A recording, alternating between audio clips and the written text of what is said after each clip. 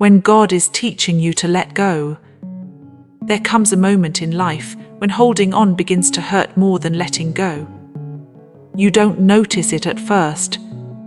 You call it patience. You call it hope. You tell yourself that if you try a little harder, pray a little longer, love a little deeper, things will change.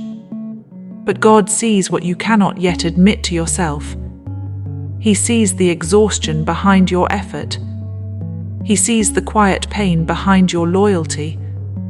He sees how tightly your heart is holding on, not because you are weak, but because you are afraid of what comes after release. When God begins to teach you to let go, it is rarely sudden. It starts gently, almost invisibly. It begins with restlessness, with a heaviness that no reassurance removes, with the feeling that something once meaningful no longer brings peace. You may fight it. Most people do. You remind yourself of memories. You remember the beginning.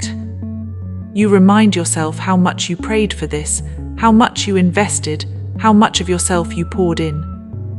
And God does not rush you. He waits patiently while you struggle between attachment and obedience. Because He understands that letting go is not about forgetting, it is about trusting. God never asks you to let go to punish you. He asks you to let go because He loves you enough to protect your heart. Some things enter your life as blessings, but are not meant to stay forever. A season can be holy without being permanent. A person can be meaningful without being lifelong. A dream can shape you without defining your future. But when you hold on beyond God's timing, blessings can slowly become burdens. You begin to lose peace. You begin to compromise yourself. You begin to explain pain instead of healing it. And God, in His mercy, begins to loosen your grip. Not by force, but by truth. He shows you patterns you once ignored. He allows clarity where you once lived in denial. He lets you feel the weight of staying so you understand why leaving is necessary. Letting go is not the same as giving up. It is choosing alignment over attachment. God knows that some things cannot grow with you. Some relationships cannot follow you into the next version of your life. Some paths cannot take you where He is leading you. And if God allowed you to keep everything, you would carry what no longer fits your calling. So He teaches you to release. Slowly, painfully, lovingly. You may feel guilty. You may feel like you are failing. You may feel afraid that letting go means you wasted time or love. But God does not measure your life by how long you held on. He measures it by how deeply you learned. Nothing offered to God in sincerity is ever wasted. Every prayer you prayed mattered. Every tear you cried was seen. Every moment you tried your best was counted. Letting go does not erase the past, it redeems it. God teaches you that your worth is not tied to what you keep. That your identity is not defined by who stays. That your future is not limited to what you already know. Sometimes He asks you to let go because staying would slowly destroy you.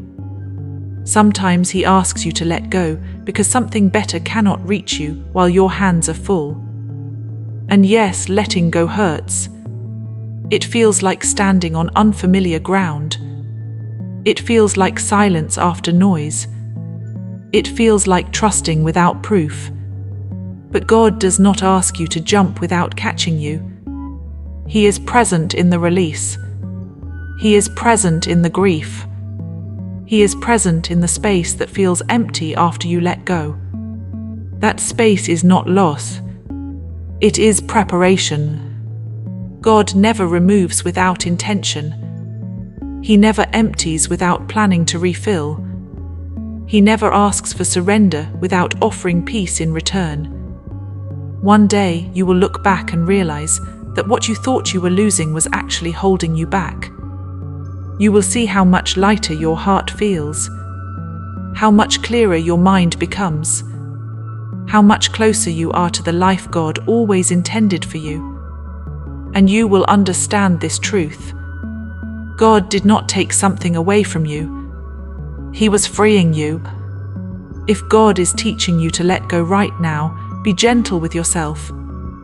Grief does not mean disobedience. Tears do not mean weakness. Letting go is an act of faith. It says, God, I trust you more than I trust my fear. It says, I believe you see what I cannot. It says, I am willing to release what hurts me to receive what heals me. And God honors that kind of trust. Even when your hands tremble, even when your heart aches, even when the future feels unclear, He walks with you through the letting go, and He stays with you long after, because what God has planned for you does not require you to bleed to keep it. And what is meant for you will never need you to lose yourself to hold on.